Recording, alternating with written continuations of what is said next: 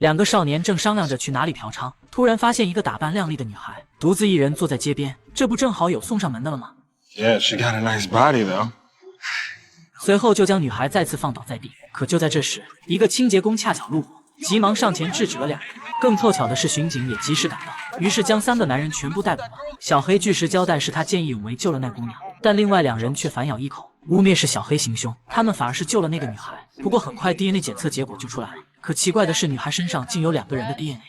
I found your pal Tommy's DNA on the girl's breast. 但少年并不当回事，反正不是他的，警察当然不会就此放过。接着质问女孩体内的 DNA 是谁的，现场还有谁？少年这才不得不说了实话，当时看到女孩时他就衣衫不整，好兄弟又喜欢捡漏，所以才做出那种事。如果女孩被强奸了，也是我们到场之前的事了。看来少年说的是实话，要想得到真相，只能是问询受害者了。可奇怪的是，即使女孩已经明确被侵犯了，但他却什么也不想说，甚至也不打算追究这件事。没办法，本森警官只好拿出警察的威势，逼着他必须说出真相。谁知只是转腚撒个尿的功夫，女孩居然从医院逃走了。警方只好根据他预留的地址，找到了他的工作单位。酒吧老板介绍女孩只是这里的服务生，已经旷工好几天了。随后告诉了警方他的住址。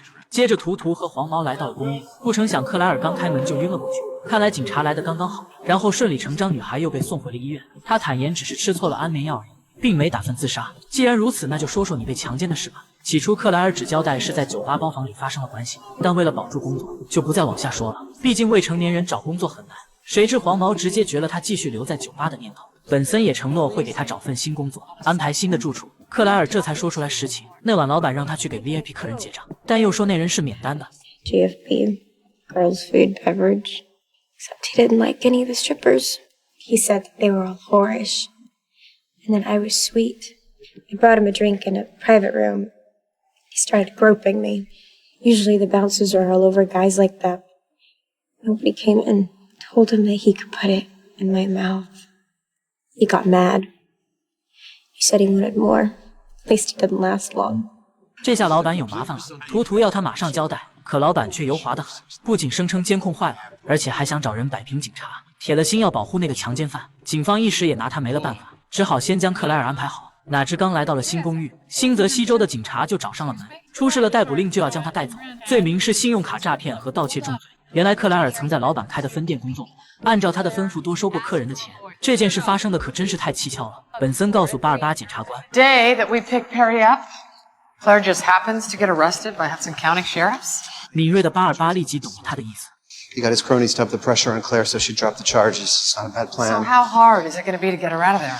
好在这一点还难不倒狡猾的巴尔巴。随后他将本森等人介绍给了联邦法院的康妮。康妮早已经盯着酒吧好久了，那个老板专门招用离家出走的少女，用毒品控制他们从事非法交易。但大多数受害者不是失踪就是不发生，所以法院至今无法关闭酒吧。如果有了克莱尔的指控，那就可以下手了。因此他们和本森的目的是相同的。接着康妮介绍新泽西州检察官比较正直，可以找他帮忙将克莱尔的案子转过来。于是第二天巴尔巴就赶到了新泽西，向当地检察官马斯克介绍了情况，希望将审理克莱尔的优先权交给他们。但马斯克表示我们已经在走流程了，是否转交这得让法官来权衡。不过该案的助理检察官恰好是我的妻子，我可以找他帮忙。接着几人来到了法庭上，巴尔巴向法官表达了来意。克莱尔是一名未成年人，受非法雇佣，还是性侵受害者，请求先转交我们审理。但是固执的老法官却一切都得按照章法来，驳回了巴尔巴的请求，直接将克莱尔关进了少管所。气得巴尔巴眼神都能杀人了。本森听说后也是气不打一处来。等到克莱尔在新泽西审完，还不得过个1年半载。既然他们想按照章法来，康妮决定去弄来联邦法院的法令，让他们将人转过来。而为了防止酒吧老板再弄出幺蛾子，本森决定好好给他一点教训。于是，在当晚10点黄金时间，警方联合多部门对酒吧进行了突击检查，就连灭火器的日期也全都查了3遍，而且后续还有10几个部门要来。这么下去，酒吧是甭打算营业了。此时，老板也明白了警方的来意，他决定说出强奸犯名字，换取警方停手。Oh, that's not my call. You see, once these agencies get involved, it really takes on a life of its own. 随后命人将老板逮捕了。第二天，巴尔巴则带着法令来找法官提人，谁知法官又以需要和检察院商议为由故意拖延。见状，黄毛直接撂狠话了 Owner of the strip club, he's the one that turned Claire in, right? Who was at this moment in NYPD custody debating whether or not to save his ass by cooperating with the feds. 那意思就是他可能把你招出来。聪明的法官一点就通。It would appear everything squares away, huh? Authorized. 然而就在巴尔巴以为大获全胜之际，没想到意外又发生了。克莱尔根本不在市少管所，而是刚刚转去了吴德少管所。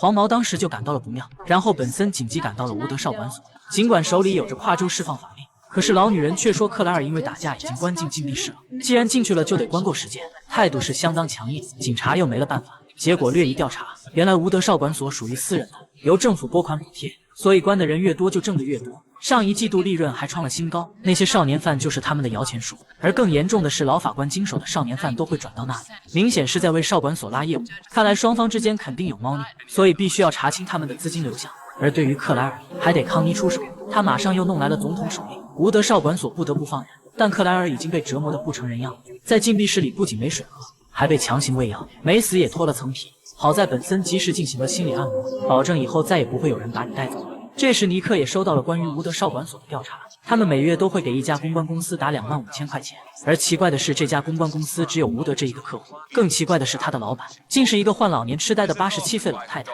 而老太太的女婿就是马斯克检察官。 Mosconi's getting the money. So why is Judge Dolan pimping for them? 不用问，他们俩人之间肯定也有一腿，真是越挖越深啊。但当他们找到马斯克后，马斯克早就准备好了理由，竟谎称自己岳父曾经帮助过吴德，所以现在他们是在报恩支付照料丈母娘的费用。于是本森直接质问你是否知道吴德里面全是强制用药，拒绝提供食物和水，并将这种虐待称之为纪律。不料马斯克竟然不屑一顾，还嘲笑起了本森。 Everyone's a victim to you guys. 本森却也丝毫不惯着他。 There are no victims, there are no perpetrators. Only meal tickets. 既然明白了检察官和法官之间有利益往来，那警方下一个拜访的人自然是法官了。黄毛一向直来直往，当场打开天窗说亮话，让法官老实交代。哪知法官一听立马送客。等到黄毛走了后，他已经满脑门都是冷汗了，心里也预感到大事不妙了。结果当天晚上新闻就出了紧急报道，法官竟然在家里剖腹自杀了。黄毛急忙又回到了现场，当地警察向他展示了一张特殊照片，是法官自杀之前收到的，这可是重要线索呀。黄毛立即施展美人计，让男警将照片也发给了他一份。看来这就是马斯克手中关于法官的把柄了。而且这个场景就是酒吧包间里摄像头拍的，所有矛头又都指向了酒吧老板。 You got Dolan drunk, sent her to the VIP room. He screws her. He sends a surveillance video to Mosconi.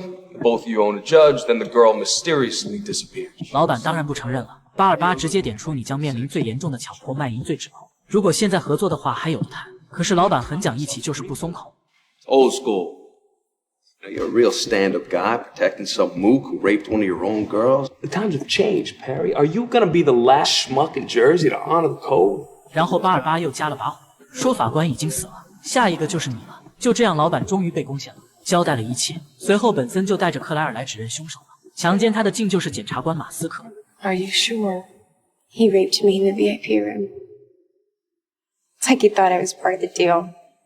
这可把旁边的妻子惊呆了。可一切都已经晚了。事后，克莱尔得知强奸他的竟是指控他诈骗的检察官，也是震惊了。不过黄毛表示，以后你再也不用担心他了，一切都已经过去了。 You start your new life. Go get your GED. Maybe go to college.